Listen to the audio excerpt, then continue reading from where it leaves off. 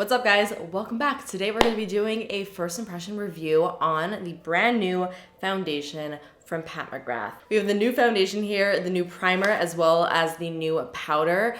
I am so intrigued by these products. The foundation itself, just the foundation, is $90. And the powder and the primer are both $80 each.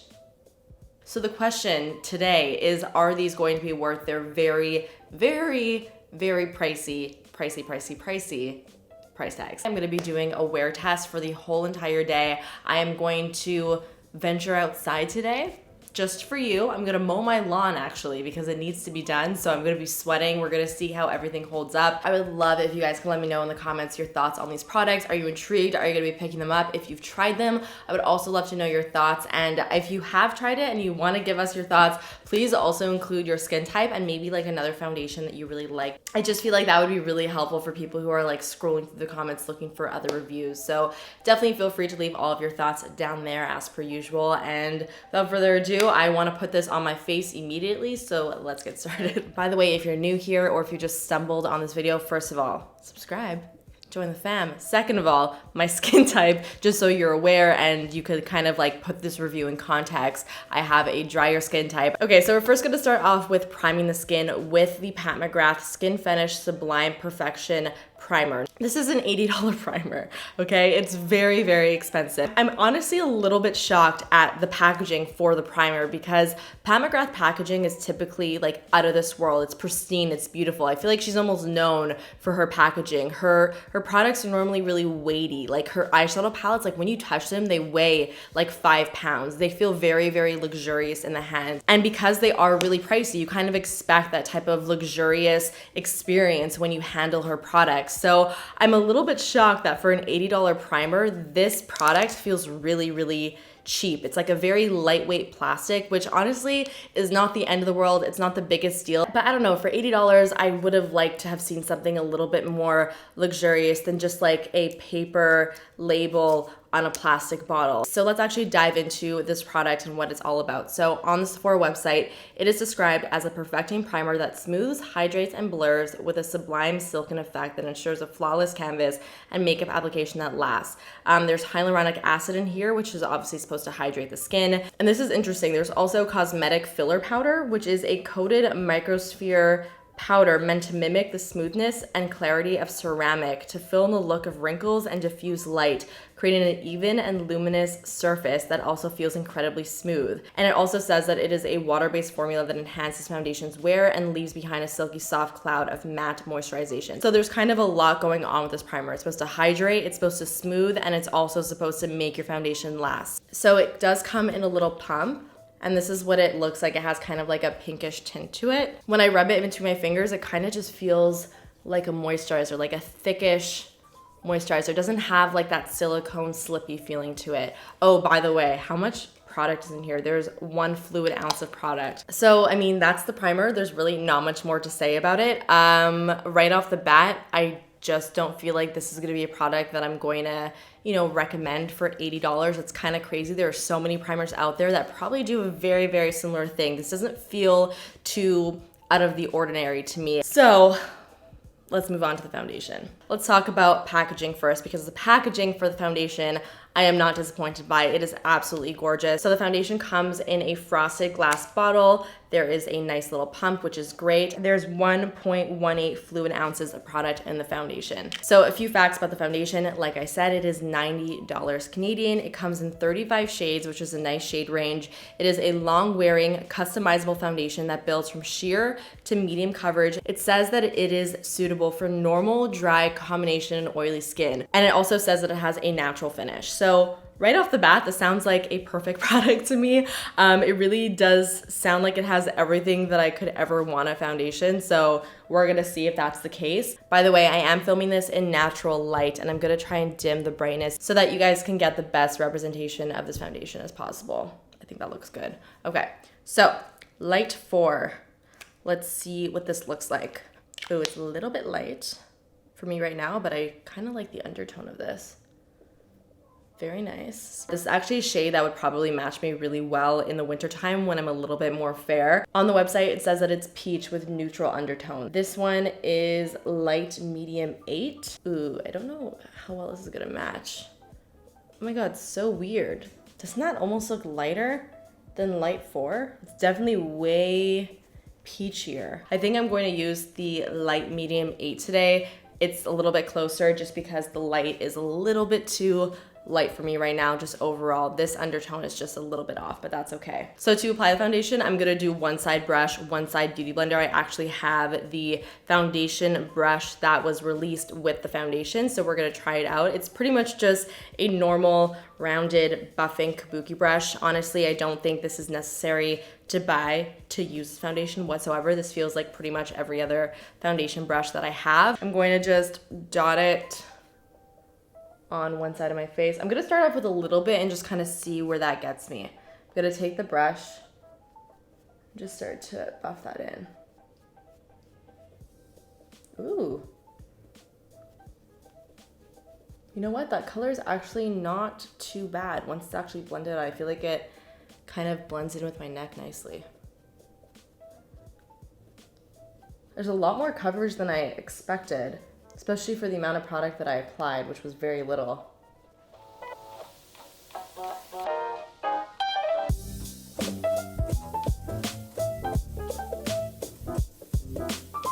So that is one very thin layer with the brush. I'm now gonna do the same thing on the other side of my face with the sponge. On this side of my face, I actually have some breakouts that are healing here, here, and here. So we'll see how well the foundation covers with the sponge.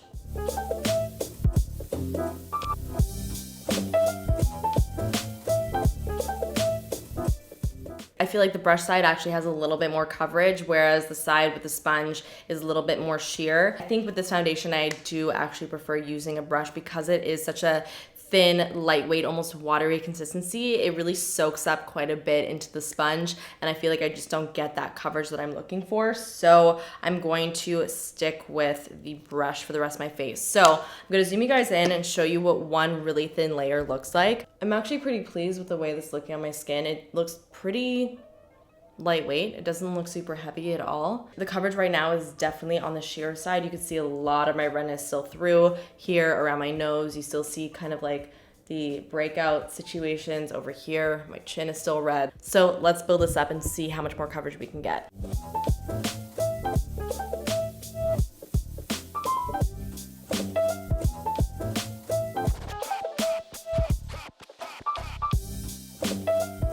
So the coverage definitely built up really, really easily. I mean, I definitely have now a solid medium coverage on my skin. All of the redness on my face is completely covered. I'm kind of shocked because after applying that second layer, my skin is looking really, really dry and almost looks like it's just aged like 10 years. Around my mouth, I don't know if you guys can see, but it almost looks like the foundation is cracking a little bit. I did not expect this. Normally, this type of effect happens after like 6 hours of wear for most foundations for me. This is like a minute after application and it's already settling pretty bad. So I'm not super impressed with that. I kind of want to do a little bit of an experiment.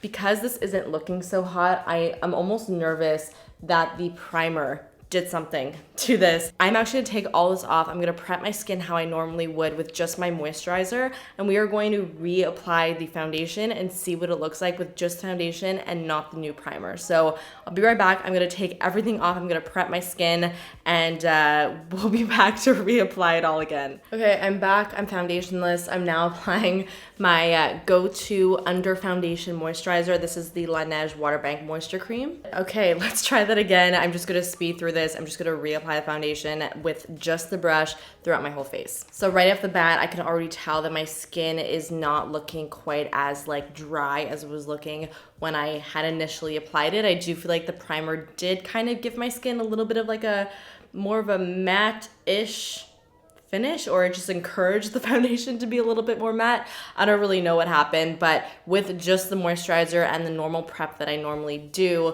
to my skin, the foundation does look a little bit more hydrating. So as far as my first impressions go thus far, I am not completely in love with the way it is looking. Even though it looks better than it did when I had that primer on, my skin still looks a little bit dry and almost like cracked. So now that we have the foundation down, I'm going to just apply a little bit of concealer and then we're gonna apply some of the powder. Let's move on and talk about the powder. So the powder is called the Sublime Perfection Setting Powder. It is also $80 Canadian and it comes in 5 shades. It's supposed to be a buildable, ultra weightless luxe setting powder that imparts radiant perfection in 5 shades, formulated to match any skin tone. I am going to powder only half of my face, and that way we will also see how much better it wears, like if it wears any better while I'm out in the heat. So let's just open up light one because I think this is the one that I'm going to use underneath my eyes. The light one definitely has a pinkier undertone to it.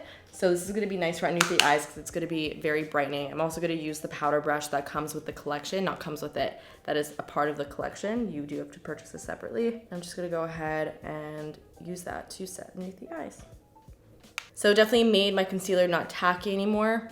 Doesn't look really like anything special underneath the eyes thus far. Doesn't look super heavy. Doesn't look super lightweight either. It kind of just sits in the middle right now. I'm not like head over heels for it. But now let's go in with the light medium 2 powder, just a little bit more yellow. I'm just gonna sweep this on the right side of my face. So it definitely set down the foundation. Like it looks way more powdery on this side of my face. It didn't really give me more coverage though. I still see my little breakouts through over here. Honestly, I don't really love the way it looks. I feel like my skin looks really, really heavy.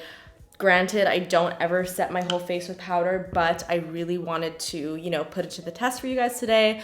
Again, we're gonna see how it's gonna wear throughout the day. Sometimes powder also looks better as it kind of sits and meshes within the skin. Now that we have all the base products down and applied, I'm actually gonna go ahead and just apply the rest of my makeup. I'm gonna speed through it, then I'm gonna go on with my day and we'll see how this baby wears. I actually like the foundation a lot more once putting all the rest of my makeup on. First of all, I feel like all of the powder products that I put on, the blush, the bronzer, the highlighter, glided so nicely on top of the foundation. Even on the side that I did in powder, I felt like it glided really nicely. The foundation does not stay tacky at all. I feel like my skin actually looks really pretty, especially from like a nice distance away. Like it really looks very kind of like airbrushed and poreless. Here's a nice little close-up of my skin and the texture and everything so that you guys can really get a good look. This is the powder side.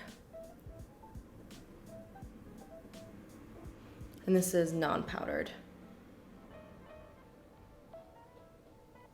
I was a little bit concerned, but it kind of took a turn once I had everything on. I feel like it's looking really pretty. I almost felt like I had to kind of shift my expectations because I went into this thinking that this would be a no foundation, skin-like, but still like giving me some coverage type of foundation, but I don't think that's the case. I think this is definitely a little bit more of like a, you know, I'm wearing foundation, but my skin looks really nice type of product. So anyways, that's all I could really say for right now. I'm going to go about my day. So like I said, I'm literally going to be mowing my lawn, so I'm going to be sweating. That's it for now. So see you soon.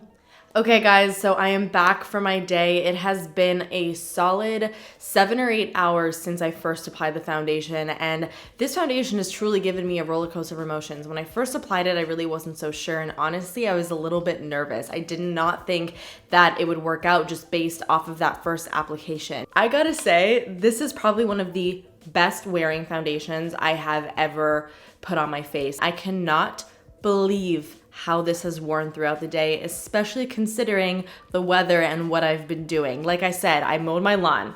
I was sweating a lot. It is so hot outside. It's almost like 40 degrees Celsius, which is very, very hot. It's very high humidity. I was sweating from my face. I was convinced that when I would look at my skin in the mirror that my foundation would be broken up. It would be like wiped off. But every time I would look at my face in the mirror, I just didn't even have words. My skin has not moved since I first applied this foundation, and that is shocking considering how much I've been sweating from my face. I actually still do prefer the side of my face that doesn't have the powder. I just feel like I really like the little natural dew that it has, whereas the side with the powder definitely looks a little bit more matte. And the fact that the side of my face without powder has worn as well as it has without powder is such a testament to the longevity of the foundation, and that is really, really impressive. So you do not need to set this with powder for it to last. You could put it on and just like let it be, and this stuff is not gonna move. Not only is it long wearing, like not only is it just staying on my face, but I feel like my skin